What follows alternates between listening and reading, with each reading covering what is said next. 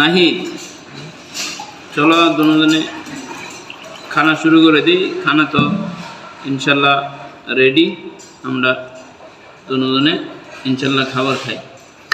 তো বসো বসো বসো। আমি একটা কথা বলতাম যে জি বলো। আমি দেখলাম যে সবাই সেট টেবিলে বসে বা খানা খায়, কিন্তু আপনি দেখলাম নিচে বসে খানা খান, এটা কারণটা কি যদি একটু বলতেন? আলহামদুলিল্লাহ, তোমার প্রশ্নটা খুবই গুরুত্বপূর্ণ, খুবই গুরুত্বপূর্ণ তোমার প্রশ্ন। আমি কেন নিচে বসে খানা খাই আর অনেকে চেয়ার টেবিলে মানে দামি দামি অনেক আসবাবপত্র বসে খানা খায়, খুবই গুরুত্বপূর্ণ। শোনো, প্রথম কথা হলো যে নিচে বসে খানা খাওয়া এটার মজাই আলাদা, এটার মজাই আলাদা। দ্বিতীয় কথা হলো যে নিচে বসে খানা খাওয়া এটা নবীজির সুন্নাত। রাসূল সাল্লাল্লাহু আলাইহি সাল্লাম তিনি কখনো চেয়ার টেবিলে বসে খানা খান, তিনি সবসময় সুন্নত তরিকায় নিচে বসে তিনি খানা খেতেন। এই জন্য আমরা মুসলিম, আমাদের প্রত্যেকের উচিত আমরা সুন্নত মোতাবেক আমরা খাবার খাবো। তাহলে কি হবে, আমাদের একদিক দিয়া আমাদের সওয়াব হবে, দ্বিতীয় যে কাজটা হবে সেটা হলো আমাদের সুন্নত মানার ক্ষেত্রে যায়। আমরা যদি সুন্নত মানি তাহলে নবীজির সাথে আমাদের ভালো একটা সম্পর্ক হবে। এই জন্য আমাদের প্রত্যেকের উচিত আমরা সুন্নত মোতাবেক খানা খাওয়া।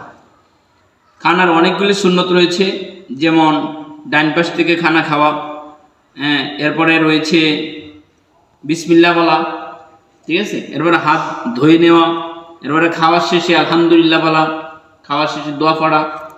এরপরে পানি খাওয়ার অনেক সুন্নত রয়েছে, যেমন পানির অনেক সুন্নত, ডান হাতে পানি খাওয়া, পানি দেখে খাওয়া, পানি বসে খাওয়া, এরপরে 3 শ্বাসে পানি খাওয়া, এই পানির আগেও দোয়া পড়া, পানি খেয়ে দোয়া পড়া। এরকমভাবে যদি আমরা সুন্নত মোতাবেক আমরা আমাদের জীবনটা সাজাই তাহলে ইনশাল্লাহ পরকালীন জীবনে আমাদের মুক্তির ব্যবস্থা হয়ে যাবে।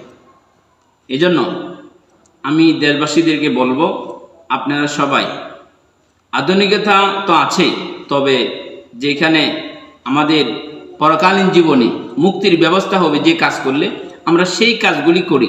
কারণ হলো আমরা বেশি সময় এই পৃথিবীতে তো থাকবো না, এই জন্য আমরা পরকালকে সুন্দর করি। আল্লাহ তাআলা আমাদের প্রত্যেকের খানা সেভাবে খাওয়ার তৌফিক দান করে। আরেকটা কথা হলো যে খানা আমরা অতিরিক্ত না খাই, অতিরিক্ত খানা খাওয়া নবীজি নিষেধ করছে। এই জন্য আমাদের ফ্যাটটাকে আমরা 3 ভাগ করি, 1 ভাগ পানির জন্য, 1 ভাগ খাবারের জন্য, আরেক ভাগ আমরা খালি রাখি।